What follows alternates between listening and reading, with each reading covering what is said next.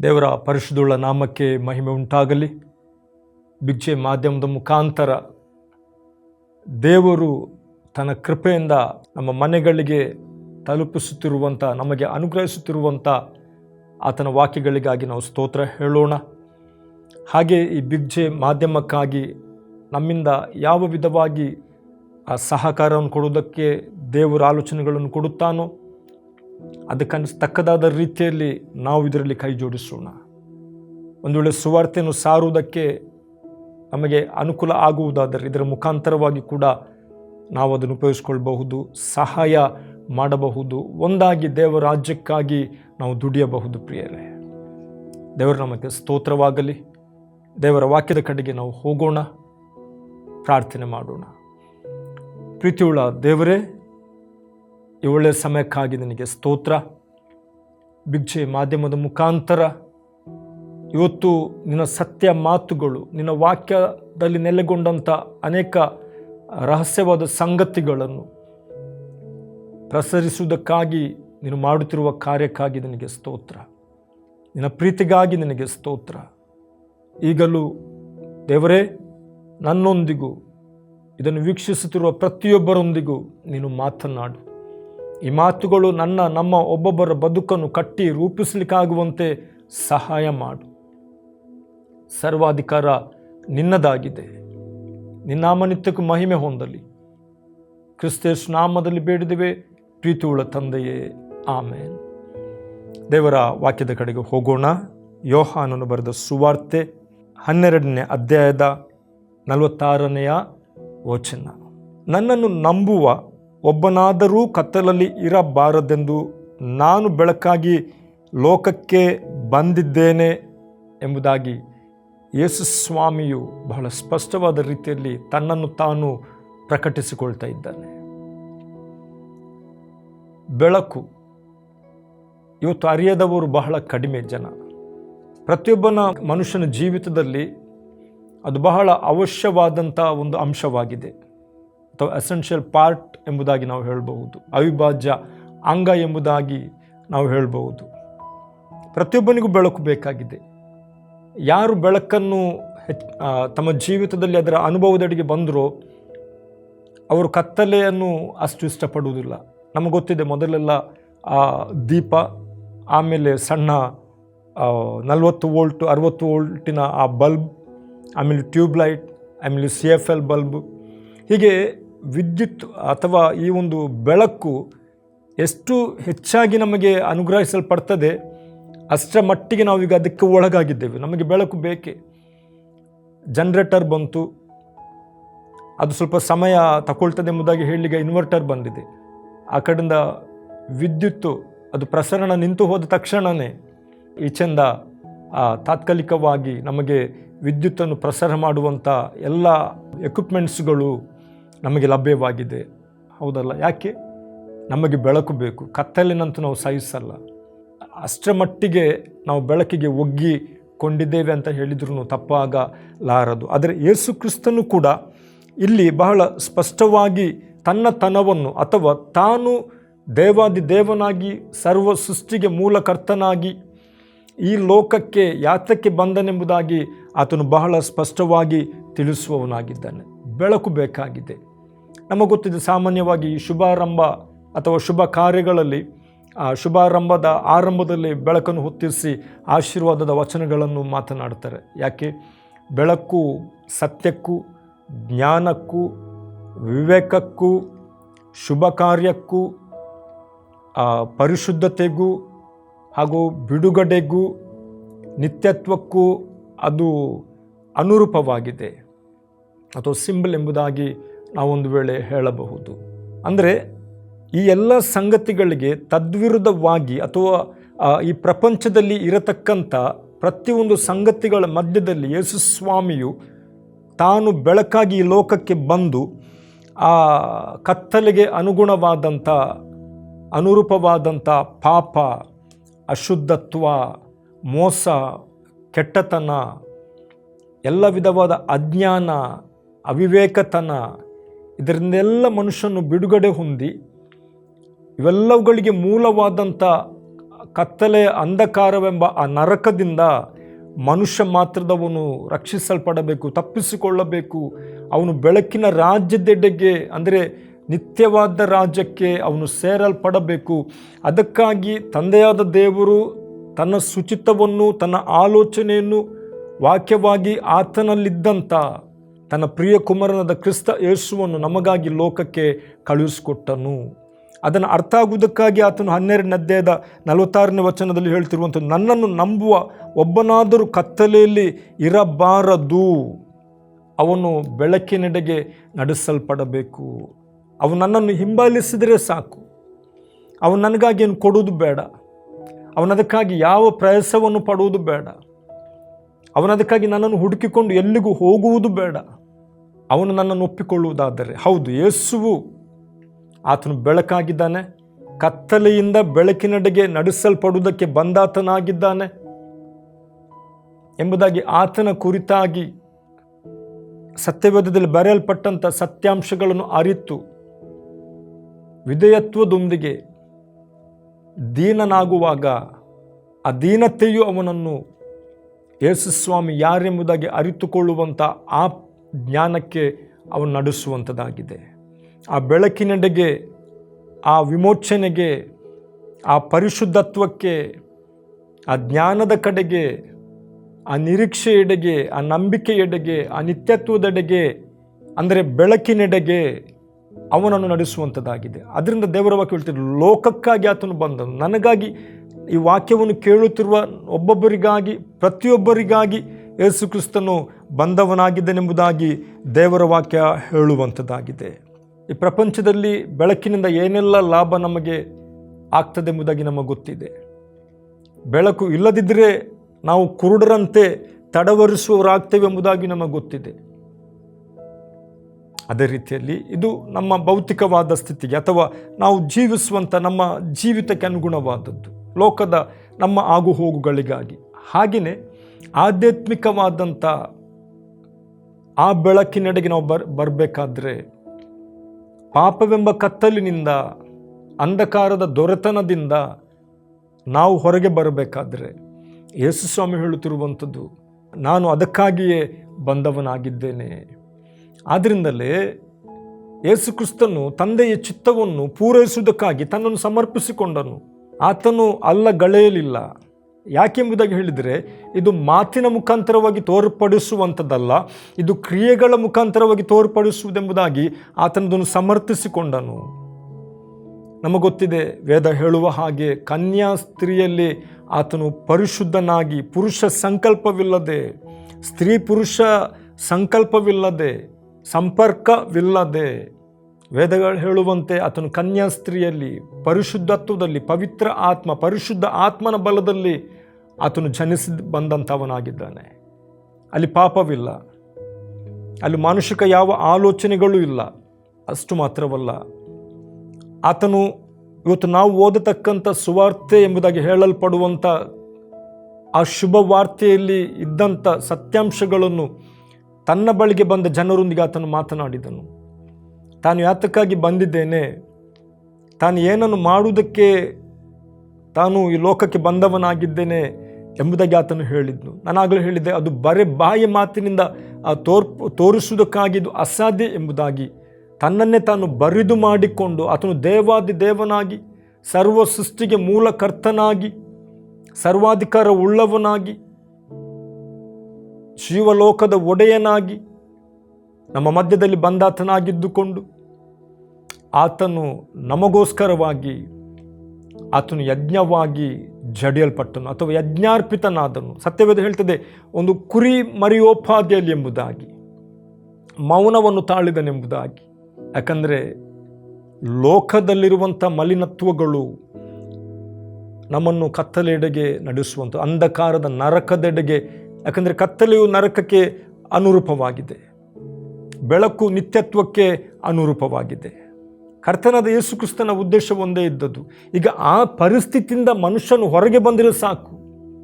ಅವನು ಐಶ್ವರ್ಯವಂತನಾಗಿರಲಿ, ಅವನು ಬಡವನಾಗಿರಲಿ, ಅವನು ಯಾವ ದೇಶದವನೇ ಆಗಿದ್ದಿರಲಿ, ಪಾಪವೆಂಬ ಮಲಿನತ್ವದಿಂದ, ಶಾಪದಿಂದ, ಕತ್ತಲೆಯ ಅನುಗುಣವಾದಂಥ ಎಲ್ಲ ಕ್ರಿಯೆಗಳಿಂದ ಅವನು ಪಶ್ಚಾತ್ತಾಪದಿಂದ ಮಾನಸಾಂತರಗೊಂಡವನಾಗಬೇಕು. ಅವನದರಿಂದ ಬಿಡುಗಡೆಯನ್ನು ಕಾಣಬೇಕು. ಕತ್ತಲೆಗೆ ಅನುಗುಣವಾದಂಥ ಆ ಸೈತಾನನ ಬಂಧನದಿಂದ, ಆ ನಿತ್ಯವಾದ ನರಕದ ಯಾತನೆಯಿಂದ ಅವನು ತಪ್ಪಿಸಲ್ಪಡಬೇಕು. ಬೆಳಕಿನ ರಾಜ್ಯ ಅವನಿಗಾಗಿ ಇದೆ. ಮನುಷ್ಯ ಮಾತ್ರದವನೆಲ್ಲವೂ ನನ್ನ ಸ್ವಾರೂಪ್ಯದಲ್ಲೇ ಅವರು ರೂಪಿಸಲ್ಪಟ್ಟವರು. ಅದರಿಂದ ಅವರು ನರಕಕ್ಕೆ ಹೋಗಬಾರದು, ದಂಡನೆಗೆ ಗುರಿಯಾಗಬಾರದು ಎಂಬುದಾಗಿ ಆತನು ತನ್ನನ್ನು ತಾನೇ ಯಜ್ಞವಾಗಿ ಅರ್ಪಿಸಿದ್ನು. ಯಾಕೆ ಅರ್ಪಿಸಿದ್ನು? ಪಾಪ ಪರಿಹಾರ ಆಗಬೇಕಾದ್ರೆ ರಕ್ತಧಾರೆಯ ಅವಶ್ಯಕತೆ ಇತ್ತು. ಯಾವ ರಕ್ತ? ಅತಿ ಪರಿಶುದ್ಧವಾದ ರಕ್ತ. ಆದ್ದರಿಂದಲೇ ಆತನು ಪರಿಶುದ್ಧನಾಗಿ ಜನಿಸಿ ಬಂದನು. ಕನ್ಯಾ ಸ್ತ್ರೀಯಲ್ಲಿ ಪರಿಶುದ್ಧತ್ವದಲ್ಲಿ ಜೀವಿಸಿದ್ನು. ಪಾಪವನ್ನು ಹೆಸಿದ್ನು, ಪಾಪಿಗಳನ್ನು ಪ್ರೀತಿಸಿದ್ನು. ಯಾಕೆ? ಪಾಪದಿಂದ ಅವರು ಬಿಡುಗಡೆ ಹೊಂದಬೇಕೆಂಬುದಾಗಿ. ಯಾರಾದರೂ ಸರಿ. ಅದರಿಂದ ಆತನು ಯಜ್ಞಾರ್ಪಿತನಾಗಿ ತನ್ನನ್ನು ಅರ್ಪಿತನಾಗಿ ಆತನು ಒಪ್ಪಿಸಿಕೊಟ್ಟಾಗ ಆತನು ಪರಿಶುದ್ಧವಾದ ದಿವ್ಯ ರಕ್ತವನ್ನು ಆತನು ಸುರಿಸಿದ್ನು. ಪಂಚ ಗಾಯಗಳನ್ನು ಹೊಂದಿಕೊಂಡನು, ಜಡಿಯಲ್ಪಟ್ಟನು. ಯಾಕೆ? ಶಾಸ್ತ್ರವು ಆ ರೀತಿ ಹೇಳಿತ್ತು. ಆತನು ಶಾಪಗ್ರಸ್ತನಾಗಿರಲಿಲ್ಲ. ಪಾಪವು, ಕತ್ತಲೆಯು ಆತನಲ್ಲಿ ಇರಲಿಲ್ಲ. ಆದರೆ ನಮ್ಮನ್ನು ಅದರಿಂದ ಹೊರಗೆ ತರುವುದಕ್ಕಾಗಿ, ನನ್ನನ್ನು ಹೊರಗೆ ತರುವುದಕ್ಕಾಗಿ, ನನ್ನ ಪಾಪ, ನನ್ನ ದ್ರೋಹ, ನನ್ನ ಶಾಪ, ದರಿದ್ರತನಗಳಿಂದ, ಆ ಕತ್ತಲೆಗೆ ಅನುಗುಣವಾದ ಎಲ್ಲ ಅಜ್ಞಾನದಿಂದ, ಅನೀತಿಯಿಂದ ನನ್ನನ್ನು ಹೊರಗೆ ತಂದು ಆ ನಿತ್ಯ ನರಕದಿಂದ ನಾನು ತಪ್ಪಿಸಲ್ಪಡಬೇಕೆಂಬುದಾಗಿ ಅವೆಲ್ಲವುಗಳನ್ನು ಆತನು ಹೊತ್ತುಕೊಂಡನು. ಅಂದರೆ ಅದಕ್ಕಾಗಿ ಪ್ರಾಯಶ್ಚಿತ್ತ ಬಲಿಯಾದನು, ಬೆಲೆಯನ್ನು ತೆತ್ತನು. ಆದರೆ ಈಗ ನಾನು ಅದನ್ನು, ಯೇಸುವೆ ಹೌದು, ನೀನು ಕನ್ಯಾ ಸ್ತ್ರೀಯಲ್ಲಿ ಜನಿಸಿ ಈ ಲೋಕದ ಯಾತ್ರೆಯಲ್ಲಿ ಸತ್ಯವೇದದಲ್ಲಿ ಬರೆಯಲ್ಪಟ್ಟಂಥ ಸಂಗತಿಗಳನ್ನು ಪ್ರಕಟಿಸಿ ಅದನ್ನು ಹೇಳುವುದರಿಂದ ಮಾತ್ರವಲ್ಲ, ಅದನ್ನು ಪೂರೈಸುವುದರಿಂದಲೇ ಎಂಬುದಾಗಿ ನೀನು ಯಜ್ಞವಾಗಿ ಸಮರ್ಪಿಸಿ ನಿನ್ನ ದಿವ್ಯ ರಕ್ತವನ್ನು ಸುರಿಸಿದೆಯಲ್ಲ. ಈಗೋ ನಾನು ಕತ್ತಲೆಯಲ್ಲಿ ಜೀವಿಸ್ತಿರುವಂಥವನು, ಪಾಪವು ನನ್ನಲ್ಲಿದೆ, ಪಾಪದಲ್ಲಿ ಹುಟ್ಟಿದ್ದೇನೆ, ಪಾಪದಲ್ಲಿ ಜೀವಿಸಿದ್ದೇನೆ. ಅದು ದೊಡ್ಡ ಪಾಪನೋ ಸಣ್ಣ ಪಾಪನೋ ಗೊತ್ತಿಲ್ಲ, ಒಟ್ಟು ಪಾಪ, ಎಲ್ಲ ಪಾಪಗಳು, ಎಲ್ಲ ದ್ರೋಹಗಳು, ಎಲ್ಲ ಅಪರಾಧಗಳು ಕರ್ತನೆ ನನ್ನಲ್ಲಿದೆ. ನಾನು ನಿನ್ನ ನಂಬುತ್ತೇನೆ. ನೀನು ಲೋಕರಕ್ಷಕನಾಗಿ, ನನ್ನ ಆತ್ಮರಕ್ಷಣೆಗಾಗಿ ನನ್ನನ್ನು ಕತ್ತಲೆ ಎಂಬ ನರಕದ ಅಂಧಕಾರದಿಂದ ಬಿಡುಗಡೆಗೊಳಿಸಿ ನಿತ್ಯತ್ವ ಎಂಬ ಬೆಳಕಿನೆಡೆಗೆ ನಡೆಸುವುದಕ್ಕಾಗಿ ಬೆಳಕಾಗಿ ನೀನು ಬಂದಿದೆ ಎಂಬುದಾಗಿ ನಾನು ನಂಬುತ್ತೇನೆ. ಯೇಸುವೆ, ನನ್ನ ಬದುಕಿಗೆ ನೀನು ರಕ್ಷಕನಾಗಿ, ನಾಯಕನಾಗಿ ಇರು ಕರ್ತನೆ. ನನ್ನ ಪಾಪಗಳನ್ನೆಲ್ಲ ಒಪ್ಪಿಕೊಂಡು ಅರಿಕೆ ಮಾಡುತ್ತಿದ್ದೇನೆ. ಪಾಪ ಪರಿಹಾರಕ್ಕಾಗಿ ಸುರಿಸಲ್ಪಡತಕ್ಕಂಥ ರಕ್ತಧಾರೆಯು ಅದನ್ನು ನೀನು ಪೂರೈಸಿದ್ದಿ. ಯೇಸುವೆ, ನಾನು ನಂಬುತ್ತೇನೆ. ಆ ರಕ್ತದಿಂದ ನನ್ನನ್ನು ಶುದ್ಧಿ ಮಾಡು, ನನ್ನ ಪಾಪಗಳು ಅಳಿಸಲ್ಪಡಲಿ. ನಾನು ನೀನು ಸಾರಿದಂಥ ವಾಕ್ಯವನ್ನು, ಸುವಾರ್ತೆಯನ್ನು ಒಪ್ಪಿಕೊಳ್ಳುತ್ತೇನೆ, ಅದಕ್ಕೆ ವಿಧೇಯನಾಗುತ್ತೇನೆ, ಅದನ್ನು ಅಂಗೀಕರಿಸಿಕೊಳ್ಳುತ್ತೇನೆ. ಹೌದು, ನನಗಾಗಿ ನೀನು ಲೋಕಕ್ಕೆ ಬಂದೆ, ನನಗಾಗಿ ನೀನು ಶ್ರಮೆಯನ್ನು ಅನುಭವಿಸಿದೆ, ಯಜ್ಞಾರ್ಪಿತನಾದೆ. ಈಗ ನಾನು ನಿನಗೆ ಅರ್ಪಿಸತಕ್ಕದ್ದು ಏನಿಲ್ಲ, ನಿನ್ನಲ್ಲಿ ಎಲ್ಲವನ್ನು ಹೊಂದಿಕೊಳ್ಳುವುದಕ್ಕಾಗಿ ಯೇಸುವೆ ನಾನು ನಿನ್ನನ್ನು ನಂಬುತ್ತೇನೆ. ನನಗೊಂದು ಅದ್ಭುತ ಆಗಬೇಕಾಗಿದೆ. ಯಾವ ಅದ್ಭುತ? ನಶಿಸಿ ಹೋಗಿ ನಿತ್ಯ ನರಕಕ್ಕೆ ಹೋಗತಕ್ಕ ನನ್ನ ಆತ್ಮವು ನಿತ್ಯತ್ವಕ್ಕೆ ಸೇರಬೇಕಾಗಿದೆ. ಆ ಒಂದು ಅದ್ಭುತ ಆಗಬೇಕಾಗಿದೆ ಯೇಸುವೆ. ಅದಕ್ಕಾಗಿ ನಾನು ನಿನ್ನನ್ನು ನಂಬುತ್ತೇನೆ. ನನ್ನ ಜೀವಿತದಲ್ಲಿ ನಾನು ನಿನ್ನನ್ನು ಒಪ್ಪಿಕೊಳ್ಳುತ್ತೇನೆ, ಸ್ವೀಕರಿಸುತ್ತೇನೆ. ನಾನು ನಂಬುತ್ತೇನೆ ಸ್ವಾಮಿ, ಆ ರಕ್ತದಿಂದ ನನ್ನನ್ನು ವಿಮೋಚಿಸು. ನಾನು ಬೆಳಕಿನೆಡೆಗೆ ನಡೆಸಲ್ಪಡಬೇಕು ಕರ್ತನೆ. ಆ ಬೆಳಕು ನನ್ನದಾಗಬೇಕು. ಅಂದರೆ ನೀನು ನನಗಾಗಿ ಬೇಕು, ನಾನು ನಿನಗಾಗಿ ಇರುತ್ತೇನೆ, ನಿನ್ನ ನಂಬುತ್ತೇನೆ. ಆಗ ಮನುಷ್ಯ ಮಾತ್ರದವನ ಪಾಪವು, ಅಪರಾಧವು ಕ್ಷಮಿಸಲ್ಪಡುವುದು. ಕತ್ತಲೆಯ ಅಂಧಕಾರದ ನರಕದ ಆ ಭಯಂಕರ ಸ್ಥಿತಿಯಿಂದ, ಆ ನಿತ್ಯತ್ವದ ನರಕದಿಂದ ಅವನು ತಪ್ಪಿಸಲ್ಪಡುವನು. ಅವನ ಪಾಪಗಳು ಪರಿಹಾರ ಆಗುವುದರಿಂದ, ಅವನ ದ್ರೋಹ ಶಾಪಗಳು ಕ್ಷಮಿಸಲ್ಪಡುವುದರಿಂದ ಯೇಸುವಿನ ನಾಮದಲ್ಲಿ ಅವನು ಬಿಡುಗಡೆಯನ್ನು ಕಾಣುವನೆಂಬುದಾಗಿ, ಅವನು ನಿರೀಕ್ಷೆಯಿಂದ ಈ ಲೋಕದಲ್ಲಿ ಜೀವಿಸುತ್ತಾನೆಂಬುದಾಗಿ, ಅವನು ಪಶ್ಚಾತ್ತಾಪಪಟ್ಟು ಮಾನಸಾಂತರ ಹೊಂದಿ ಈಗ ನೀತಿಯ ಒಂದು ಜೀವಿತವನ್ನು, ಒಂದು ಪರಿಶುದ್ಧವಾದ ಜೀವಿತವನ್ನು ಮಾಡುತ್ತಾನೆಂಬುದಾಗಿ ಸತ್ಯವೇದ ಹೇಳ್ತದೆ. ಅದಕ್ಕಾಗಿ ಯೇಸುವನ್ನು ನಾನು ನಂಬಬೇಕು. ಅದಕ್ಕಾಗಿ ಯೇಸುವನ್ನು ರಕ್ಷಕನೆಂದು, ನಾಯಕನೆಂದು ನಾನು ಒಪ್ಪಿಕೊಳ್ಳಬೇಕು ಅಥವಾ ಸ್ವೀಕರಿಸಿಕೊಳ್ಳಬೇಕು ನನ್ನ ಆಂತರ್ಯದಲ್ಲಿ. ಹೌದು ಯೇಸುವೆ, ನಾನು ಒಪ್ಪಿಕೊಳ್ಳುತ್ತೇನೆ, ನನ್ನ ಪಾಪಗಳು ಕ್ಷಮಿಸಲ್ಪಡಲಿ, ನನ್ನ ದ್ರೋಹ ಶಾಪಗಳು ಕ್ಷಮಿಸಲ್ಪಡಲಿ. ಅದಕ್ಕಾಗಿ ನಾನು ಏನು ಕೊಡಬೇಕಾಗಿದೆ? ನಾನೇನು ಕೊಟ್ಟರೂ ಅದು ಅಸಾಧ್ಯವೇ. ಅದಕ್ಕಾಗಿ ಶ್ರೇಷ್ಠವಾದ ಬೆಲೆಯನ್ನು ನಿಂತೆತ್ತಿದ್ದಿ, ಅಮೂಲ್ಯ ರಕ್ತವನ್ನು, ಪರಿಶುದ್ಧ ರಕ್ತವನ್ನು ಸುರಿಸಿದ್ದಿ. ನಂಬಿಕೆಯಿಂದಲೇ ನಾನು ಅದನ್ನು ಒಪ್ಪಿಕೊಳ್ಳುತ್ತೇನೆ, ನನ್ನ ಪಾಪಗಳು ಕ್ಷಮಿಸಲ್ಪಡಲಿ. ಬೆಳಕಾಗಿ ಬಂದಿರುವಂಥ ಕನ್ಯಾಸ್ತ್ರೀಯ ಪುತ್ರನು ನೀನಲ್ಲವೇ? ಕ್ಷಮೆಯನ್ನು ತಾಳಿ ಪಂಚಗಾಯಗಳನ್ನು ಹೊಂದಿದವನು ನೀನಲ್ಲವೇ? ನಿನಗೆ ಸ್ತೋತ್ರ ಯೇಸುವೆ. ಸತ್ತರೂ ಜೀವಿತನ ಗೆದ್ದು ಬಂದ ಜೀವಲೋಕದ ಒಡೆಯನೇ, ಮೃತ್ಯುಂಜಯನೇ, ನಿನಗೆ ಸ್ತೋತ್ರ ಯೇಸುವೆ. ಅದೇ ಯೋಹನನು ಬರೆದ ಸುವಾರ್ತೆಯಲ್ಲಿ 1ನೇ ಅಧ್ಯಾಯ 4ನೇ ವಚನ, 3ನೇ ವಚನ, 4ನೇ ವಚನ ಓದ್ತೇನೆ. ಆತನ ಮೂಲಕವಾಗಿ, ಅಂದರೆ ಯೇಸುವಿನ ಮೂಲಕವಾಗಿ ಸಮಸ್ತವು ಉಂಟಾಯಿತು. ಉಂಟಾಗಿರುವ ವಸ್ತುಗಳಲ್ಲಿ ಆತನಿಲ್ಲದೆ ಒಂದಾದರೂ ಉಂಟಾಗಲಿಲ್ಲ. ಆತನಲ್ಲಿ ಜೀವವಿತ್ತು, ಆ ಜೀವವು ಮನುಷ್ಯರಿಗೆ ಬೆಳಕಾಗಿತ್ತು. ಆ ಬೆಳಕು ಕತ್ತಲಲ್ಲಿ ಪ್ರಕಾಶಿಸುತ್ತದೆ, ಕತ್ತಲು ಅದನ್ನು ಮುಸುಕಲಿಲ್ಲ. ಇದುವೇ ರಕ್ಷಣೆ. ಯಾವ ರಕ್ಷಣೆ? ಆತ್ಮ ರಕ್ಷಣೆ. ಇದೇ ಬೆಳಕಿನ ರಾಜ್ಯದ ಸತ್ಯ. ಆತನಲ್ಲಿ ಜೀವವಿತ್ತು, ಜೀವಲೋಕದ ಒಡೆಯನಾಗಿದ್ದನು, ದೇವಾದಿ ದೇವನು. ಇವತ್ತು ನಾವು ಆತನನ್ನು ದೇವರೆಂಬುದಾಗಿ ಕೂಡ ಸನ್ಮಾನಿಸಿ ಘನಪಡಿಸ್ತೇವೆ, ಹಾಡಿ ಕೊಂಡಾಡ್ತೇವೆ. ಅದಕ್ಕಾಗಿ ತೆರಬೇಕಾದದ್ದು ಏನು? ಕೊಡಬೇಕಾದದ್ದು ಏನು? ಮಾಡಬೇಕಾದದ್ದು ಏನು? ನಂಬಿಕೆಯೊಂದೇ. ನಂಬಿಕೆಯ ಮೂಲಕವಾಗಿ ನಾವು ಬೆಳಕಿನವರು. ನಾನು ಬೆಳಕಿನವನು. ನಾನು ಒಪ್ಪಿಕೊಂಡು ಸ್ವೀಕರಿಸುವುದರಿಂದ, ತಪ್ಪುಗಳನ್ನು ಬಿಟ್ಟು ಬಿಡುವುದರಿಂದ, ಪಾಪವನ್ನು ಬಿಟ್ಟು ಬಿಡುವುದರಿಂದ, ಅಶುದ್ಧತ್ವವನ್ನು ಬಿಟ್ಟು ಬಿಡುವುದರಿಂದ, ಮೋಸಕರವಾದ ಸಂಗತಿಗಳನ್ನು ಬಿಟ್ಟು ಬಿಡುವುದರಿಂದ, ಕತ್ತಲಿಗೆ ಅನುಗುಣವಾದಂತೆಲ್ಲ ಸಂಗತಿಗಳನ್ನು ಬಿಟ್ಟು ಬಿಟ್ಟು ಕ್ಷಮಾಪಣೆ ಬೇಡಿಕೊಂಡು ಯೇಸುವನ್ನು ಒಪ್ಪಿಕೊಳ್ಳುವುದರಿಂದ ಆ ಜೀವವು ನನಗೆ ಅನುಗ್ರಹ ಆಗ್ತದೆ. ಅದಕ್ಕೆ ನಾವು ಆರಂಭದಲ್ಲಿ ಓದಿದೆವು. ಯೇಸು ಸ್ವಾಮಿ ಹೇಳ್ತಿದ್ದಾನೆ 12:46, ನಾನೇ ಬೆಳಕಾಗಿದ್ದೇನೆ, ನನ್ನನ್ನು ನಂಬುವವನು ಅವನು ಬೆಳಕನ್ನು ಸ್ವೀಕಾರ ಮಾಡಿಕೊಂಡವನೆಂಬುದಾಗಿ, ಅವನು ಬೆಳಕಿನವನೆಂಬುದಾಗಿ, ನಾನು ಲೋಕಕ್ಕೆ ಅದಕ್ಕಾಗಿ ಬೆಳಕಾಗಿ ಬಂದಿದ್ದೇನೆಂಬುದಾಗಿ. ಆತ ನನಗಾಗಿ, ನಮ್ಮೊಬ್ಬೊಬ್ಬರಿಗಾಗಿ, ಪ್ರತಿಯೊಬ್ಬನಿಗಾಗಿ ಆತ್ಮರಕ್ಷಣೆಯನ್ನು ಕೊಡುವುದಕ್ಕೆ ಬಂದಂಥವನು. ಅದಕ್ಕಾಗಿ ಮಾತ್ರವೇ ಯೇಸುವನ್ನು ನಾನು ನಂಬುವಂಥದ್ದು, ನಾವು ನಂಬುವಂಥದ್ದು. ಯಾಕೆ? ಆತನಲ್ಲಿ ಜೀವ ಇದೆ. ಆತನ ಒಪ್ಪಿಕೊಂಡಾಗ, ನಾವು ವಿಧೇಯರಾದಾಗ ಆ ಜೀವವು ನಮಗೆ ಅನುಗ್ರಹಿಸಲ್ಪಡುವಂಥದ್ದಾಗಿದೆ. ಆ ಜೀವವೇ ನಮ್ಮನ್ನು ನಿತ್ಯ ರಾಜ್ಯಕ್ಕೆ ಸೇರಿಸುವಂಥದ್ದಾಗಿದೆ. ಅದನ್ನು ಸತ್ಯವೇದ ನಮಗೆ ಹೇಳುವಂಥದ್ದಾಗಿದೆ. ಕೀರ್ತನೆಗಳಲ್ಲಿ ಒಂದು ವಚನ ಹೀಗೆ ಇದೆ. ಕೀರ್ತನೆ 56:12ನೇ ವಚನದಲ್ಲಿ ಭಕ್ತನಾದ ದಾವಿದನು ಅವನ 56ನೇ ಕೀರ್ತನೆಯ 12ನೇ ವಚನದಲ್ಲಿ ಹೀಗೆ ಹೇಳ್ತಿದ್ದಾನೆ: ದೇವರೇ, ನಾನು ಜೀವದಿಂದ ಬೆಳಕಿನಲ್ಲಿದ್ದು ನಿನಗೆ ನಡೆದುಕೊಳ್ಳಬೇಕೆಂದು ನೀನು ನನ್ನ ಪ್ರಾಣವನ್ನು ಮರಣಕ್ಕೆ ತಪ್ಪಿಸಿ ನನ್ನ ಪಾದಗಳನ್ನು ಎಡವದಂತೆ ಕಾದಿದ್ದಿ.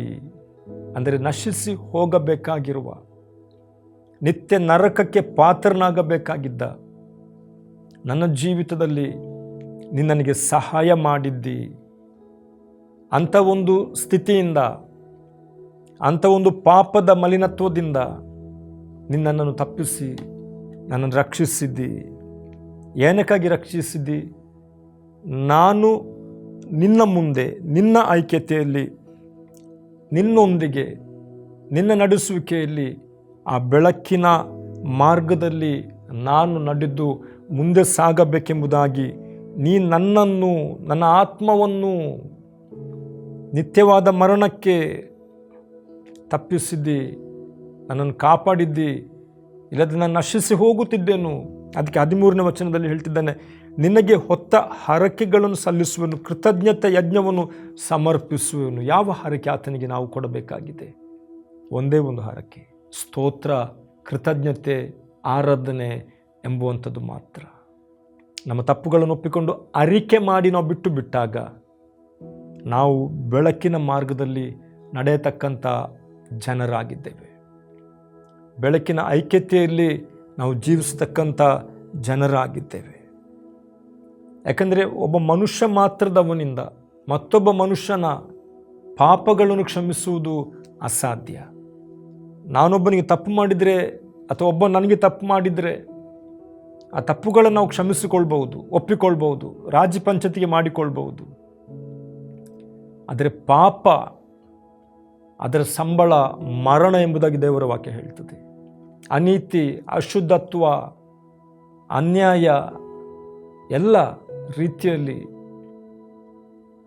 ಯಾವುದೆಲ್ಲ ಅದರ ಹಿಂದೆ ಇದೆಯೋ ಅವೆಲ್ಲವುಗಳನ್ನು ಕ್ಷಮಿಸುವುದಕ್ಕೆ, ಅದು ನನ್ನಲ್ಲಿರುವಂಥವುಗಳನ್ನು ಕ್ಷಮಿಸುವುದಕ್ಕೆ ಮತ್ತೊಬ್ಬ ಮನುಷ್ಯನಿಂದ ಅದು ಸಾಧ್ಯ ಇಲ್ಲ. ಅದಕ್ಕೆ ದೇವರಿಂದ ಮಾತ್ರವೇ ನಿಮ್ಮ ಪಾಪಗಳು ಕ್ಷಮಿಸಲ್ಪಡುವುದಕ್ಕೆ ಸಾಧ್ಯ. ಅದನ್ನು ದೇವರು ತನ್ನ ಚಿತ್ತವನ್ನು ನಮ್ಮಲ್ಲಿ ನೆರವೇರಿಸುವುದಕ್ಕಾಗಿ ತನ್ನ ಕಾರ್ಯವನ್ನು ಸಿದ್ಧಿಗೆ ತಂದವನಾದನು ಪ್ರಿಯರೇ. ಅದಕ್ಕಾಗಿ ಮಾತ್ರವೇ ನಾನು ಯೇಸುವನ್ನು ನಂಬುವವನು, ನಾನು ಯೇಸುವನ್ನು ರಕ್ಷಕನಾಗಿ ಒಪ್ಪಿಕೊಂಡು ಸ್ವೀಕಾರ ಮಾಡಿರುವವನು. ಅದು ನಮ್ಮೊಬ್ಬೊಬ್ಬರಿಗೆ ಕೊಡಲ್ಪಟ್ಟಂಥ ಸೌಭಾಗ್ಯವಾಗಿದೆ. ನಾವು ಇರುವಂಥ ನಮ್ಮ ಮನೆಗಳಲ್ಲಿ, ನಮ್ಮ ಸ್ಥಳಗಳಲ್ಲಿ, ನಮ್ಮ ಊರುಗಳಲ್ಲಿ ಎಲ್ಲಿದ್ದರೂ ಸರಿ, ಯೇಸುವನ್ನು ಕರೆದಾಗ, ನಮ್ಮ ಪಾಪಗಳನ್ನು ಒಪ್ಪಿಕೊಂಡಾಗ, ಅರಿಕೆ ಮಾಡಿದಾಗ ನಾವು ಅದರಿಂದ ಬಿಡುಗಡೆಯನ್ನು ಹೊಂದುತ್ತೇವೆ, ಸಮಾಧಾನವನ್ನು ಹೊಂದುತ್ತೇವೆ, ಮನಃಶಾಂತಿಯನ್ನು ಹೊಂದುತ್ತೇವೆ, ಸಂತೃಪ್ತಿಯನ್ನು ಹೊಂದುತ್ತೇವೆ, ಬಿಡುಗಡೆಯನ್ನು ಹೊಂದಿಕೊಳ್ಳುತ್ತೇವೆ. ನಮಗೊಂದು ನಿರೀಕ್ಷೆ. ಯಾಕೆ? ಈಗ ನಾವು ಸ್ವತಂತ್ರರಾಗಿದ್ದೇವೆ. ಪಾಪವೆಂಬ ಬಂಧನದಿಂದ, ದೋಷ ಅಪರಾಧದಿಂದ, ಶಾಪದಿಂದ ನಾವು ವಿಮುಕ್ತರಾದೆವು, ಬಿಡುಗಡೆಯನ್ನು ಕಂಡುಕೊಂಡೆವು ಯೇಸುವಿನ ನಾಮದಲ್ಲಿ ಎಂಬುದಾಗಿ. ಅದರಿಂದ ವಾಕ್ಯವನ್ನು ಕೇಳುತ್ತಿರುವ ನಾವುಗಳು ಅರ್ಥ ಮಾಡಿಕೊಳ್ಳೋಣ. ಯೇಸು ಸ್ವಾಮಿ ಯಾಕೆ ಬಂದನು ಲೋಕಕ್ಕೆ, ಯಾರಾಗಿದ್ದಾನೆ, ಯಾಕೆ ಆತನ ನಾನು ನಂಬುತ್ತಿದ್ದೇನೆ, ನಂಬಬೇಕಾಗಿದೆ ಎಂಬುದಾಗಿ ನಾವು ಅರ್ಥ ಮಾಡಿಕೊಂಡಾಗ ನಿಜತ್ವವು ನಮಗೆ ತಿಳಿದು ಈ ಲೋಕವನ್ನು ಪ್ರತಿಯೊಬ್ಬರು ಬಿಟ್ಟು ಬಿಡಬೇಕು. ಯಾರು ಶಾಶ್ವತವಾಗಿ ನಾವುಗಳು ಯಾರು ಇರುವುದಕ್ಕೆ ಸಾಧ್ಯ ಇಲ್ಲ. ಆದರೆ ಯಾವಾಗ ಬಿಡುತ್ತೇವೆ ಎಂಬುದು ಯಾರಿಗೂ ನಮಗೆ ಗೊತ್ತಿಲ್ಲ. ಆದರೆ ಒಂದು ನಿರೀಕ್ಷೆಯಲ್ಲಿ ನಾವು ಜೀವಿಸ್ತೇವೆ. ಈ ಲೋಕ ಬಿಟ್ಟು ಹೋದ ಮೇಲೆ ಆ ನಿತ್ಯತ್ವವಾದ ಬೆಳಕಿನ ರಾಜ್ಯದಲ್ಲಿ ನಾವು ಸೇರುವುದು ನಿಶ್ಚಯ ಎಂಬುದಾಗಿ ಪ್ರಿಯರೇ. ಅದಕ್ಕಾಗಿ ನಮ್ಮನ್ನು ಸಿದ್ಧಪಡಿಸೋಣ, ಪ್ರಾರ್ಥನೆ ಮಾಡೋಣ. ಕೃಪಾಭರಿತನಾದ ದೇವರೇ, ಬೆಳಕು ಮತ್ತು ಕತ್ತಲೆಯ ಎರಡು ಸಂಗತಿಗಳು ನಮ್ಮ ಮುಂದೆ ಇದೆ. ಒಳ್ಳೆಯದು, ಕೆಟ್ಟದ್ದು, ಶುದ್ಧತ್ವ, ಪಾಪ, ಅನೀತಿ, ನೀತಿ, ಜ್ಞಾನ, ಅಜ್ಞಾನ. ದೇವರೇ, ನಿತ್ಯರಾಜ್ಯ, ನರಕ, ಕತ್ತಲೆಗೂ ಬೆಳಕಿಗಿರುವಂಥ ಸಂಗತಿಗಳು, ವ್ಯತ್ಯಾಸಗಳನ್ನು ನೀನು ನಮಗೆ ತಿಳಿಸಿದವನಾಗಿದ್ದಿ. ನಿನ್ನ ವಾಕ್ಯದ ಮೂಲಕ ಅರಿತುಕೊಳ್ಳುವಂತೆ ಕೃಪೆ ನಮಗೆ ಕೊಟ್ಟಿದ್ದಿ. ನಮ್ಮ ಪ್ರತಿಯೊಬ್ಬರ ಜೀವಿತದಲ್ಲಿ ಕೂಡ ಈ ವಾಕ್ಯವು ಕಾರ್ಯಸಾಧಕವಾಗಲಿ. ನಿನ್ನ ನಾಮವು ನಿತ್ಯಕ್ಕೂ ಮಹಿಮೆ ಹೊಂದಲಿ. ನಿನ್ನ ಚಿತ್ತವನ್ನು ನೆರವೇರಿಸು. ಎಲ್ಲ ಘನತೆಯನ್ನು ಉಂಟಾಗಲಿ. ಯೇಸು ನಾಮದಲ್ಲಿ ಬೇಡಿದ ಪ್ರೀತಿಯುಳ್ಳ ತಂದೆಯೇ, ಆಮೆನ್. ಸುವಾರ್ತೆ ತಲುಪದ ಊರು ಇರಲೇಬಾರದು, ಸಭೆಯೂ ಇಲ್ಲದ ಗ್ರಾಮ ಇರಬಾರದೆಲ್ಲಿಯೂ. ಸುವಾರ್ತೆ ತಲುಪದ ಊರು ಇರಲೇಬಾರದು, ಸಭೆಯೂ ಇಲ್ಲದ ಗ್ರಾಮ ಇರಬಾರದೆಲ್ಲಿಯೂ. ಇದುವೇ ನಮ್ಮ ಬಯಕೆ, ಇದುವೇ ನಮ್ಮ ಗುರಿಯು, ಇದುವೇ ನಮ್ಮ ಬಯಕೆ, ಇದುವೇ ನಮ್ಮ